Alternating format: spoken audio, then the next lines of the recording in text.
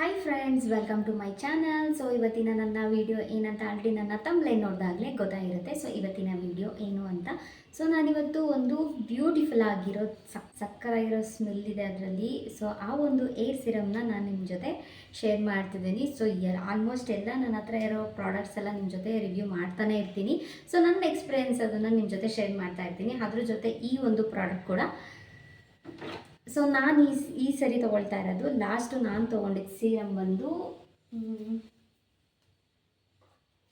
ಇದು ಲಾರಿಯಲ್ ತೊಗೊಂಡಿದ್ದೆ, white and red. So ಈ ಸರಿ ನಾನು ತೊಗೊಂಡಿರೋದು ಲಾರಿಯಲ್ ಎಕ್ಸ್ಟ್ರಾಡರಿ ಆಯಿಲ್. ಸೊ ಇದರಲ್ಲಿ 6 ಟೈಪ್ಸ್ ಆಯಿಲ್ ಇರೋ ಅಂಥ ಒಂದು ಇಂಗ್ರೀಡಿಯೆಂಟ್ ಎಲ್ಲ ಇದಕ್ಕೆ ಆ್ಯಡ್ ಮಾಡಿ ಈ ಒಂದು ಸೀರಮ್ನ ರೆಡಿ ಮಾಡಿರ್ತಾರೆ. ಸೊ ನಾನು ಯಾವಾಗಲೂ ಚಿಕ್ಕ ಪುಟ್ಟದನ್ನೇ ತೊಗೊಳ್ತಾ ಇರ್ತೀನಿ. ಯಾಕೆ ಅಂದರೆ ನನಗೆ ನೆಕ್ಸ್ಟ್ ಅದು ಸೆಟ್ ಆಗಿಲ್ಲ ಅಂತಂದರೆ ತುಂಬಾ ಲಾಸ್ ಆಗುತ್ತೆ ಮತ್ತು ನಮಗೂ ವೇಸ್ಟ್ ಆಗುತ್ತಲ್ವ ಅಮೌಂಟು. ಸೊ ಹಾಗಾಗಿ ನಾನೇನು ಮಾಡ್ತೀನಿ, ಫಸ್ಟು ಒಂದು ಸಿಂಪಲ್ ಆಗಿರೋ ಫಸ್ಟು ಚಿಕ್ಕ ತೊಗೊಳ್ತೀನಿ.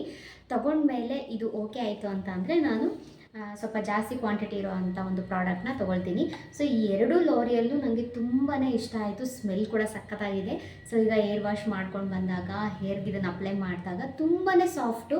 ಸೊ ಈ ಒಂದು ಏರ್ ಸಿರಮ್ನ ಅಪ್ಲೈ ಮಾಡಿದ್ದೆ, ಈಗೂ ಕೂಡ ನೋಡಿ ಎಷ್ಟು ಸಾಫ್ಟಾಗಿದೆ ಅಂತ. ಸೊ ತುಂಬಾ ನನ್ನ ಹೇರ್ ತುಂಬಾ ಫ್ರಿಝಿ. ಸೊ ಯಾಕೆ ಅಂತ ಅಂದರೆ ನಾನು ಹರಳೆಣ್ಣೆ ಆಯಿಲ್ನ ನಾನು ಅಪ್ಲೈ ಮಾಡ್ತೀನಿ, ಕೊಬ್ಬರಿ ಎಣ್ಣೆ ಹಾಕ್ಕೊಡೋದಿಲ್ಲ. ಸೊ ಹಾಗಾಗಿ ನನಗೇನಾಗುತ್ತೆ, ಅದು ದಟ್ಟವಾಗಿ ಚೆನ್ನಾಗಿ ಬೆಳೆಯುತ್ತೆ. ಆಮೇಲೆ ನಮಗೆ ಬಾಡಿಗೂ ಕೂಡ ತಂಪು, ಅದ್ರ ಜೊತೆ ನನಗೆ ಹೇರ್ ಗ್ರೋತ್ ಆಗೋದಕ್ಕೆ ತುಂಬಾ ಹೆಲ್ಪ್ ಮಾಡ್ತಾ ಇದೆ. ಸೊ ಹಾಗಾಗಿ ನನ್ನ ಹೇರ್ ಸ್ವಲ್ಪ ಫ್ರಿಝಿಯಾಗಿರುತ್ತೆ. ಯಾಕಂದರೆ ಹರಳೆಣ್ಣೆ ಒಂದು ಸ್ವಲ್ಪ ತಿಕ್ನೆಸ್ ಸ್ವಲ್ಪ ಜಾಸ್ತಿ ಇರುತ್ತೆ ಅಲ್ವಾ.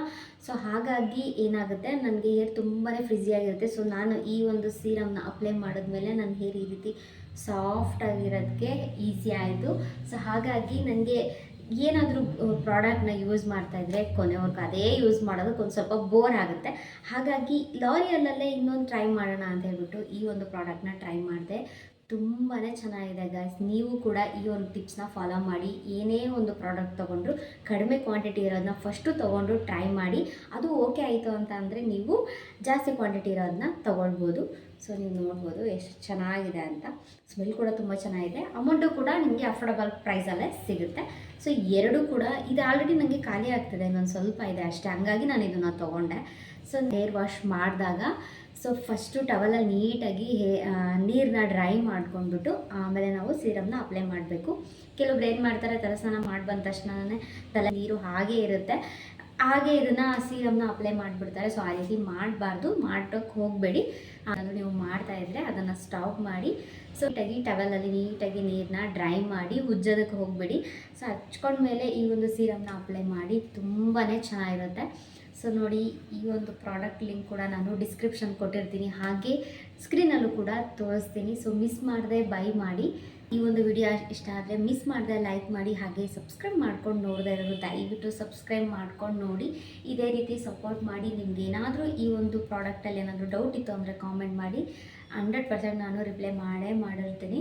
ಸೊ ಈ ಒಂದು ಸೀರಮ್ ಲಿಂಕ್ ಬೇಕು ಅಂದರೆ ನಾನು ಡಿಸ್ಕ್ರಿಪ್ಷನಲ್ಲೂ ಕೊಟ್ಟಿರ್ತೀನಿ, ಸ್ಕ್ರೀನಲ್ಲೂ ಕೂಡ ಹೋಗ್ತಾ ಇರುತ್ತೆ. ಅದ್ರ ಮೇಲೆ ಡೈರೆಕ್ಟಲ್ಲಿ ಲಿಂಕ್ ಮೇಲೆ ಕ್ಲಿಕ್ ಮಾಡಿದ್ರು ಕೂಡ ನಿಮಗೆ ಡೈರೆಕ್ಟಾಗಿ ಪ್ರಾಡಕ್ಟ್ ಕೂಡ ಬೈ ಮಾಡ್ಬೋದು.